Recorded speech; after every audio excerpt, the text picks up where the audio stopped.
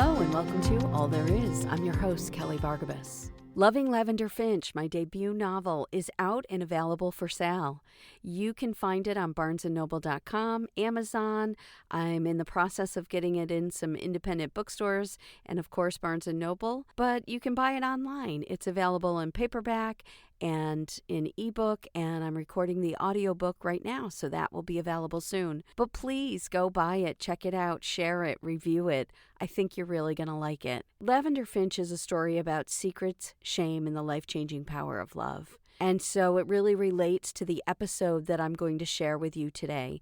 Today's episode is called Shame, Secrets, and Saving Our Own Lives. And this is a reshare, but I feel like with the launch of Loving Lavender Finch, it's appropriate to revisit the idea and the theme of shame and secrets and what it does to us and what it produces in our lives. I hope you enjoy. Today's episode is going to be a tough one.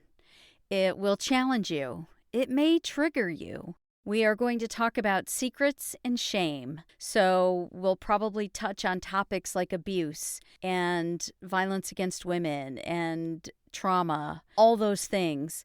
And I'm asking you to hang in there and listen and to try and be open to this ugly part of the human experience. I told you at the beginning of season 2 that I was going to try to find the beautiful in everything this season, and that was going to be the theme.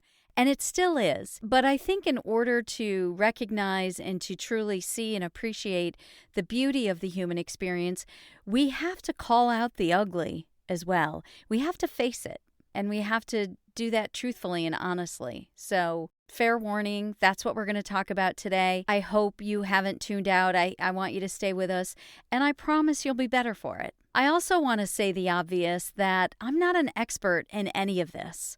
I am merely a witness, and in this podcast, we are here to witness and share the full spectrum of this human experience so we can connect, shift, change, and make this world a safer and less lonely place for all of us, not just for some of us, not just for us and our families, but for everyone. So it is in this context and spirit that I share what has been on my heart and mind today. Today's episode is called Secrets, Shame, and Saving Our Own Lives. So here we go. Let's jump right in. Some secrets we carry are harmless, right? Secrets like, I was the one who backed into that car in the parking lot and scratched the bumper, and I didn't tell anybody and pretended like I didn't know where it came from. Or secrets like, I have a crush on the 25-year-old mailman who delivers mail at my house every day and I watch out the window. Or maybe I ate the last dark chocolate peanut butter cup from Trader Joe's but pretended it wasn't me. Those aren't the secrets we're talking about today. No, today we're talking about the secrets that hide our shame. The secrets that are so big, we're convinced if anyone knew, they wouldn't love us anymore, or that we wouldn't be welcome at family potlucks, or our friends would leave us. Secrets around things that we believe are unacceptable in the world we live in today or the circles we move in. Now, we teach our kids that keeping secrets is bad, and we teach them that they need to tell us everything, right? We do that because we don't want them to get in a situation where something bad or evil is happening and they're keeping it from us because they're ashamed or afraid to tell us.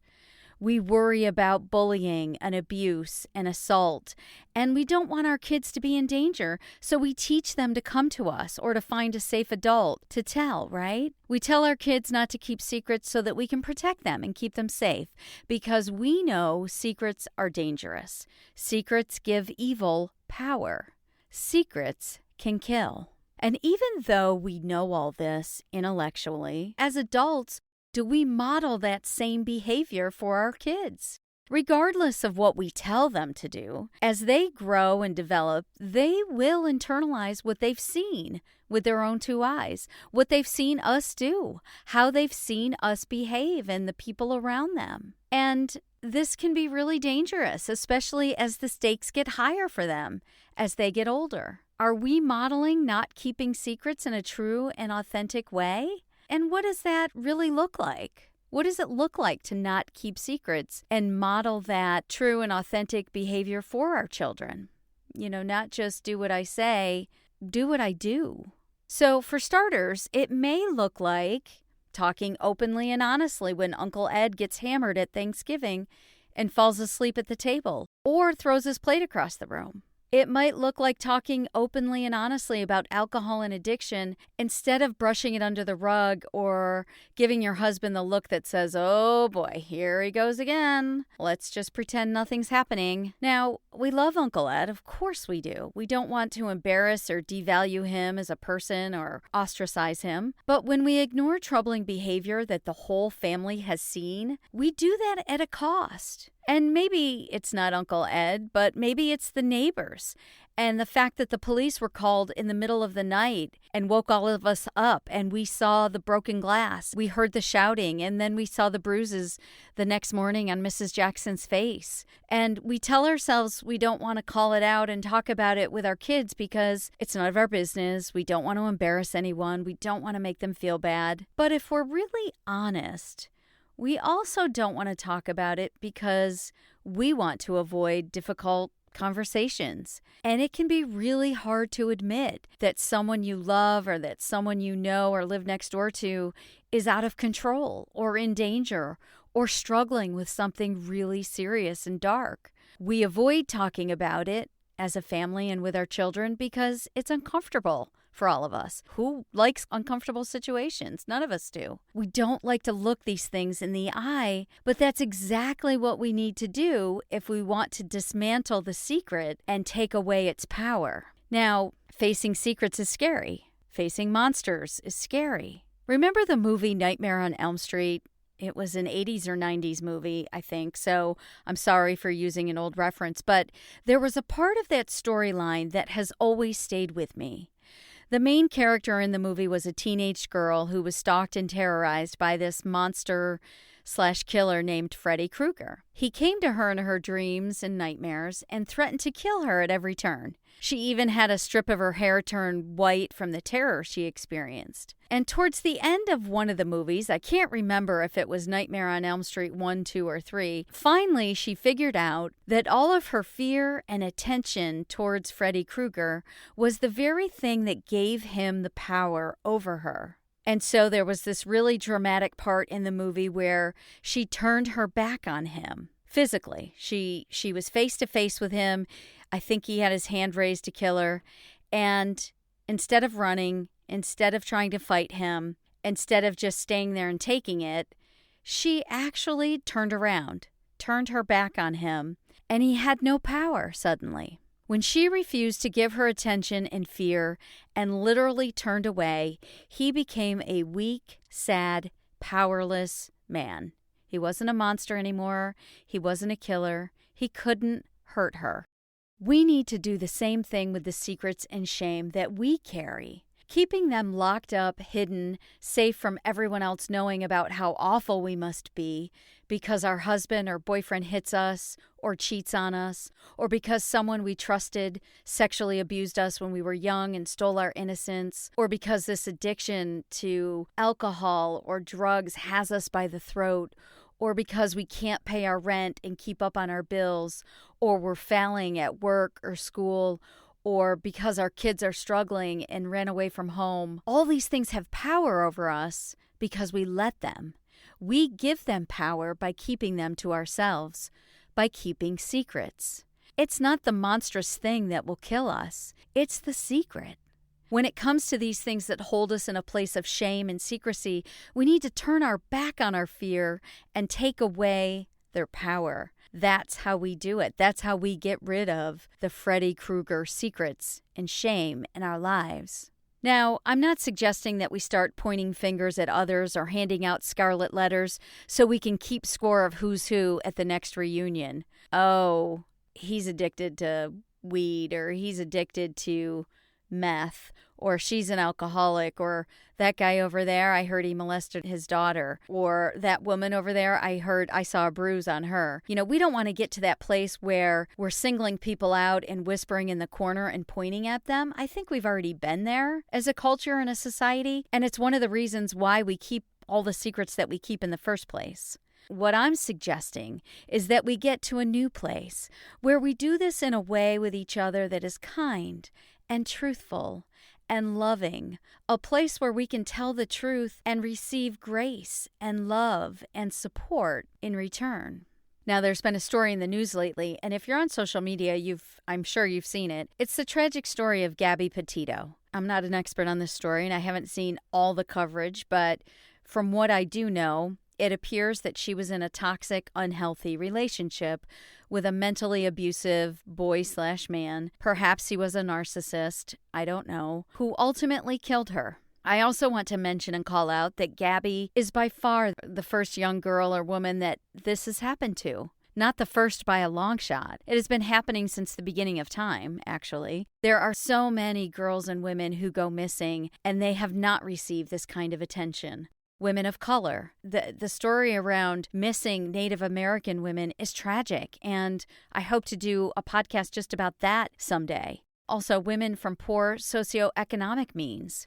There's a certain type of woman where we are not surprised when this type of thing happens, based on our own perspective and/or privilege. Now, I'm not sure if there was anything sinister or intentional about the Gabby Petito case and the media attention it received, but I do think we have to all acknowledge that, right? It doesn't mean that the Gabby story isn't powerful and something we need to pay attention to. It doesn't take anything away from the fact that her family is now grieving this tragic loss. I just think we need to recognize that there are thousands and thousands of Gabby Petitos every year who might look a little different than her and whose family might look a little different. The story might have a little bit different slant to it, but it's the same story. Now, I actually have another theory about why this case received so much media attention. And I wonder if part of the reason, in addition to her being a pretty blonde girl from Long Island, is that it was caught on camera.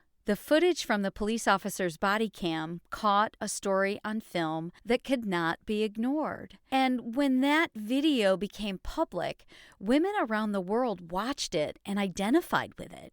They saw themselves. They saw their niece, their mother, their daughter, perhaps their son or their husband. The women who recognized what was happening in that video spoke out. The secret was out. Just like George Floyd was by far not the first black man to be murdered by a police officer in cold blood, and unfortunately he probably won't be the last, but it was so impactful and newsworthy because it was caught on camera, and we could not pretend it didn't happen. We couldn't look away. The secret was out. When a secret is exposed, it forces us to confront what's happening, to confront what's already happened.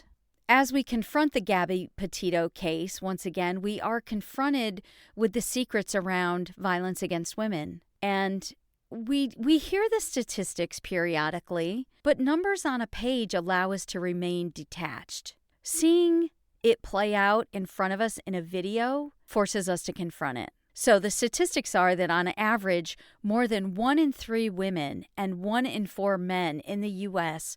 will experience rape, physical violence, and/or stalking by an intimate partner that they're in a relationship with. From 1994 to 2010, approximately 4 in 5 victims of intimate partner violence were female. So what does that mean? In that 16-year span, approximately 80% or more, a little more than 80% of the victims of intimate partner violence were female. Women ages 18 to 24 and 25 to 34 generally experience the highest rates of intimate partner violence. So those are the stats. And just because I'm talking about violence against women doesn't mean that, number one, this podcast is just for women. I need men to hear this. And I know it's hard for men to hear about the awful things that other men do to women. I imagine it makes you sick to your stomach. You'd love to hurt the guys who do this and enact your own vigilante justice and go all Liam Neeson on these criminals if you could. But you can't because you don't want to go to jail. I get how frustrating that must be. And I would imagine that you probably feel attacked which makes you defensive. I mean, you're a nice guy after all. You would never do this. I get it. Most of the men in my life are amazing human beings and wouldn't mistreat a dog, much less another human being. I have a dad I worship and brothers and nephews and stepsons and a husband, and I love men. And I know most of them are good and decent and kind and helpful, but we need men to help us. How? By not keeping the secrets. If 1 in 3 girls or women are sexually assaulted and abused, then you must know someone who has done this. If 1 in 3 women are beaten by their husbands or partners, then statistically speaking, you must know someone who is doing this or has done it. And I'm not asking for you to step in and go to jail. I'm asking for you to talk about it. Talk about it with your friends, with your sons and your daughters. And if you see it, or think it's happening, say something. Don't keep the secret. Stop giving it Freddy Krueger power. Number 2, I also want to call out that I know that men experience assault, abuse, and rape as well. Men and boys. I know that. And I'm not excluding them when I'm talking about secrets. All of that is included here. And number 3, secrets and shame do not only exist around domestic violence. They exist everywhere for all of us, regardless of gender, race, culture, socioeconomic or professional status. Secrets are dangerous and life-threatening for all of us. Pain pills, a drinking habit, sex addiction, gambling, the inability to manage your finances or pay your bills or pay your rent, cheating and adultery, eating disorders, mental health issues like depression, suicidal thoughts, or maybe an attempt at suicide, or just feeling like you cannot get up out of bed every day. These are the typical players that require shame and secrecy to keep their power over us. But if we are ever going to move beyond the statistics in this country around domestic violence and violence against women and men and intimate relationships, the statistics around addiction and mental health, the opioid crisis, if we're going to move beyond the mental health crisis that we have in this country, we must break the power that shame and secrets keep over us. So what do? We have to save our own lives. We have to save our own lives. If you have a secret, find someone safe to tell it to. And I'm not suggesting if you're in a dark place and addiction has its foot on your throat, or you're in danger at home with whoever you're with, if you are having thoughts of ending your life or crippling anxiety or panic, whatever it is that has you in its grip, you're in a life and death situation. And I'm not suggesting that you create a post on Facebook or Instagram or shout it from the rooftops. I'm suggesting you find someone safe in your life that you can share your secret with. We also teach our kids to look for an adult in charge, right? We teach our kids to look for a uniform, a teacher, customer service behind the counter, an employee, right? Not just any adult, but those with a position of authority. We tell them to find someone who they know is safe to tell their secret to. Well, the same thing applies to us. There are people in our lives who are safe.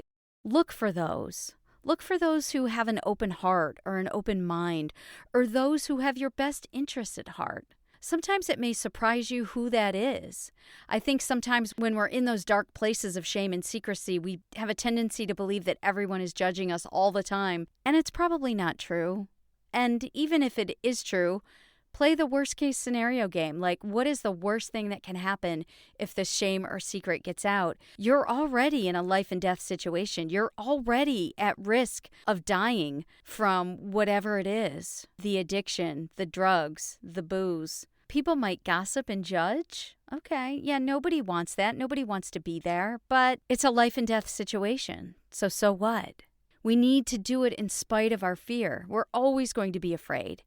We have to save our own lives. And keeping secrets and shame just gives that evil force, that Freddy Krueger that has ill intention for your life, gives them power to terrorize you, to chase you down, to haunt your dreams, to give you nightmares, to terrorize you and potentially take you out or kill you. This is life or death. We need to turn our backs on our secrets. We need to take away its power. And your secret may be, hey, I can't pay my rent this month. I don't know what to do. I believe shame around finances is a driver of homelessness. because we're too ashamed to ask for help. We're ashamed in front of our children to go on public assistance or to get the help that we need. And I think maybe more so now than ever before, shame is just building. Even though we're intellectually becoming more aware of it, it's become harder than ever because we are obsessed with a public persona, a public life on Instagram or Facebook that is perfect, right? We only post and make public those moments that are happy and perfect and portray us in the best possible light. And that's not really helpful to the people out there that are struggling to just get up every day and get out the door.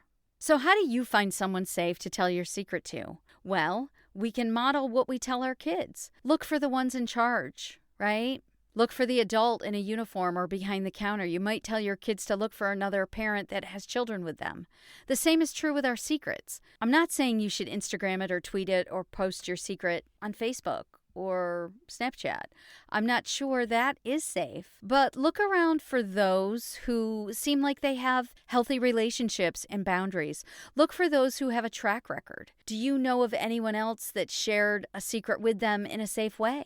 Avoid the ones who are always gossiping and judging other people in a shame-filled way. They are not your safe zone. And if you really don't want to go to someone in your personal life and in your personal circle, find a professional, a minister, a pastor, a rabbi, a doctor, a therapist, or a counselor. Unfortunately, our friends and our family aren't always a slam dunk. And, honestly, family members can have their own shit going on, especially if whatever the secret is generational. It can be tough, and there's no shame if you can't find a family member to talk to. Doesn't really matter if they're friends or family. You want to look for the same type of track record and behaviors. Do they jump on shame and secrecy bandwagons to keep others down?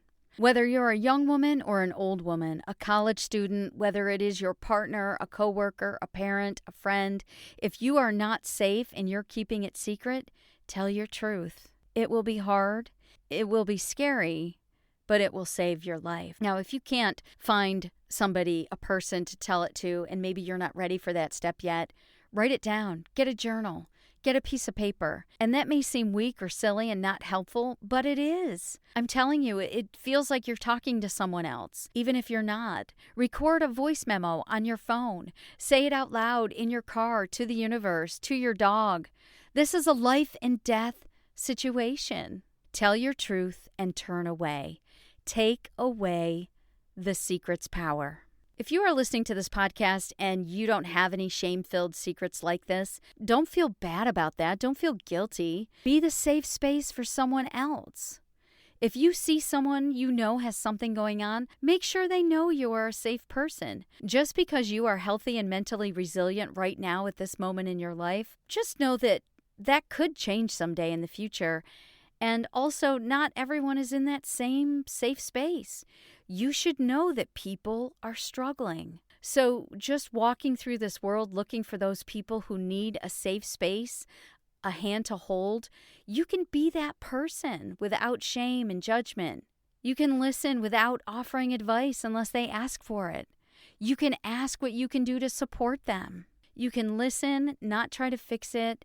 Wrap your arms around them and give them a hug and give them unconditional agape love. And don't tell them your sad stories in response or what happened to you 25 years ago or to your long-lost Aunt Sally, okay? This is what you do. If you are the safe person right now, you lean in, you listen to them, and you love them.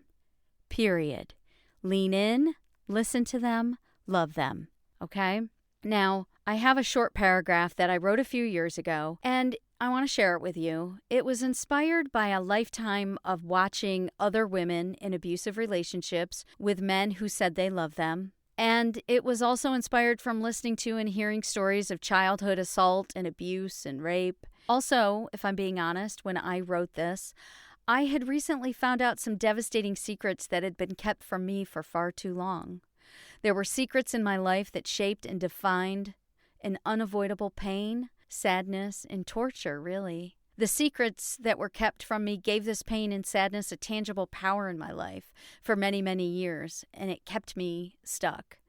And when someone was finally brave enough and willing to tell me the truth, It gutted me in a way that I had never experienced before and wasn't sure I could survive, but I did, and it freed me.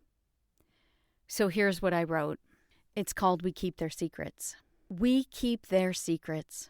They live with us, work with us, love us, marry us. We covet their presence because we love them, respect them, misunderstand them, fear them. We stay silent while they beat us, molest us, rape us, kill us. We keep their secrets. The silence keeps us locked in their grip, submitting to their torture because somehow we think we deserve it. We stay silent because we don't want to hurt them, because we love them, respect them, misunderstand them, fear them. We're not like them. Silence doesn't require change. Silence keeps them locked in evil's grip, too. The silence suffocates us both. Our truth, the truth of who we are, will set us both free to find a better way. If you've made it this far in the podcast episode, thank you. Thank you for hanging in and listening with an open mind. I know it's not easy to talk about this stuff, and I also believe if we're going to witness this human experience, we have to be willing to have the tough conversations. If we're going to find the beautiful, we need to confront the ugly. If a secret is keeping you locked in shame and fear, tell the truth and turn away. Take away its power. Find someone safe. Write it down. Find someone to tell. Find someone to hold your hand. Start to take away its power. And if you are free from this kind of pain right now and you can be a safe place, you can be a safe person, lean in, listen, love, period. Thanks for tuning in today. I appreciate your time. You can go to kellybargabas.com to check out all the past episodes, to reach out to me to see more information about what's happening with the book, Loving Lavender Finch, or just in general in my life. And again, please go buy the book. It's available on Amazon, Barnes & Noble. Share it, review it, give it to a friend. I appreciate you. Until we meet again, take care.